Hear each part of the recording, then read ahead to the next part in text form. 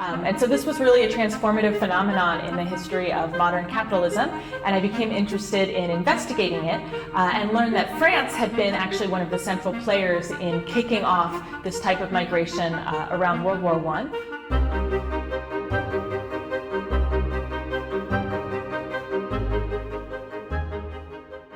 My name is Julie Weise, and I am an associate professor of history at the University of Oregon.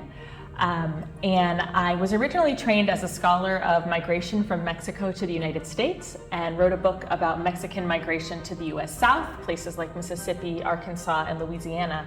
But through that research, I became particularly intrigued by the case of something called the Bracero program, which was a program to bring Mexican workers to the US on bilaterally negotiated contracts organized by both governments during and after World War II. And I became aware that this had actually been a global phenomenon of governments getting together and negotiating the terms under which people would migrate from one country to another, with far-reaching consequences for the history of migration in the world, because while these programs sought to control workers, control where they came from, how they traveled, where they worked, under what conditions, and then control them all the way back home, was the original idea.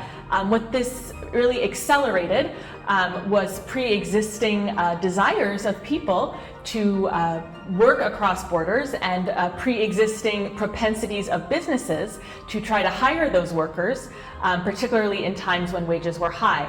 And so this was really a transformative phenomenon in the history of modern capitalism, and I became interested in investigating it and learned that France had been actually one of the central players in kicking off this type of migration around World War I. And so I am lucky to be here in France, having the opportunity to investigate this history as part of my global research project.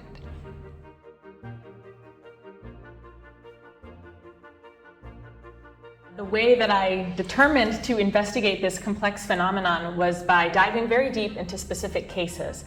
The case of migration from Mexico to the United States, from Malawi to South Africa, and from Spain to France.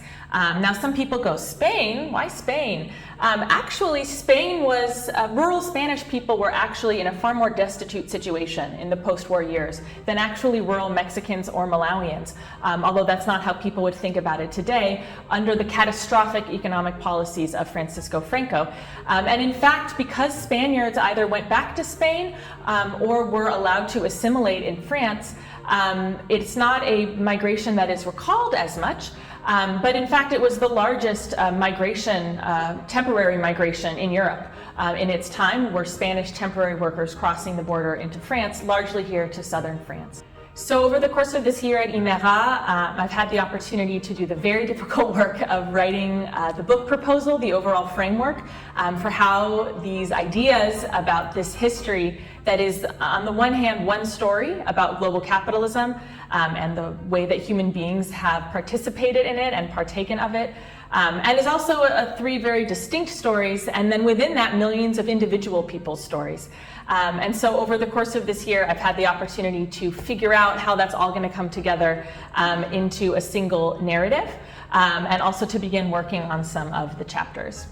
Another thing I've had the chance to do this year is host an event whereby migrant worker organizations in Mexico, Canada, and the United States had a hybrid encounter with organizations of and for migrant workers here in southern France, and just had the opportunity to meet each other and share stories and exchange strategies.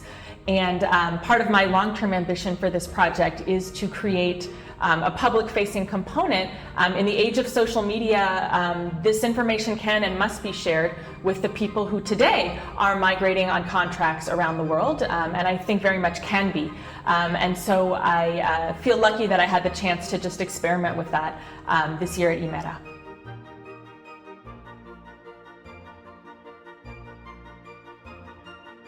It's been a process over the course of this year to figure out how the book would come together. And I presented at my first presentation to the interdisciplinary group, and I basically told my colleagues, I don't really know how this book is going to come together, but I know that my argument is such and such. And one of the other fellows, who was a professor of English, raised his hand and said, this is how you're going to tell the story. And then I spent the 6 months since then doing exactly what he told me to do in terms of how to tell the story. And so I think that was, for me, a transformative moment where, of course, it took an English professor to know how I, as a historian, would best be able to tell this extremely multifaceted, complex story in a way that nonetheless allowed the reader to sort of see the beginning, the middle, and the end of the story. And so that for me was the biggest impact that this interdisciplinary community had. I don't really know what I would have done if he had not made that excellent suggestion.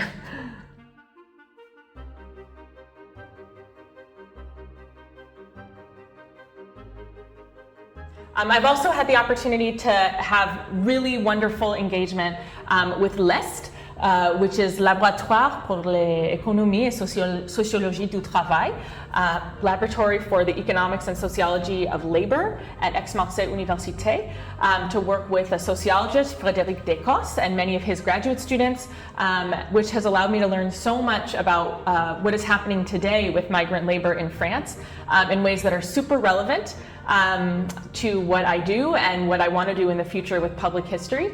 It's been an amazing opportunity. I also got to present at the Institute for Advanced Social Sciences, EHS, in a working group that brings together economists and historians. And it was so cool to hear an economist comment on my work. He had a whole PowerPoint commentary, which we historians do not make a PowerPoint for somebody else's paper, but he did that.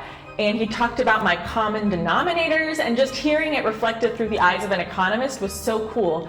And it seemed kind of normal here that they would have that conversation between historians and economists, but in the US, historians, we dialogue, let's say, with anthropologists, but really not with economists. So that was just a totally new way of thinking for me that I found extremely valuable and just very grateful for that opportunity.